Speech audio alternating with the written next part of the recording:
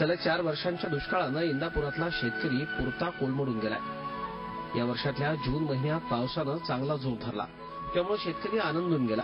पण पुन्हा 3 महिने पावसानं ओढ दिल्यानं दुष्काळानं तो होरपळून गेलाय।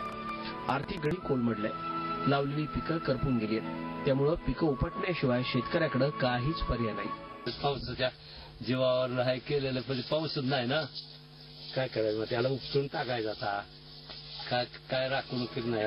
बाजरी, मका, मूग, उडीद, हुलगा, तूर आणि इतर कडधान्य बळीराजानं पेरलं, पण पावसाअभावी पिकं करपली।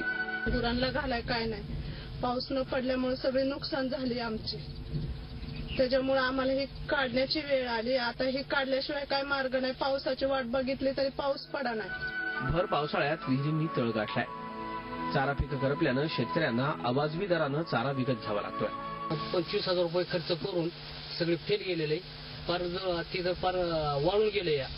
आणि इतकं मोठं नुकसान की पिया सगळं पाणी आमच्या इथं भरपूर पाऊस झाला, तिथं झालेला आहे। आणि आमच्या इथे एक टिपका सगळं झालेला नाही। पहिला एक पाऊस असा, त्याच्या लागवडी केल्या, एवढ्या लागवडी करून सगळं मातीत जाऊन बसलेलं आहे आमचं पार। या भागात परिस्थिती भीषण आहे, पण नेते मात्र अजून राजकारणात मशगूल आहे।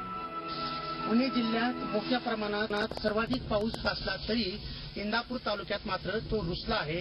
त्यामुळे उभी पिके जळून जात आहेत आणि त्यामुळे खरीप हंगाम धोक्यात आला आहे। जावेद मुरानी, जी मीडिया, इंदापूर।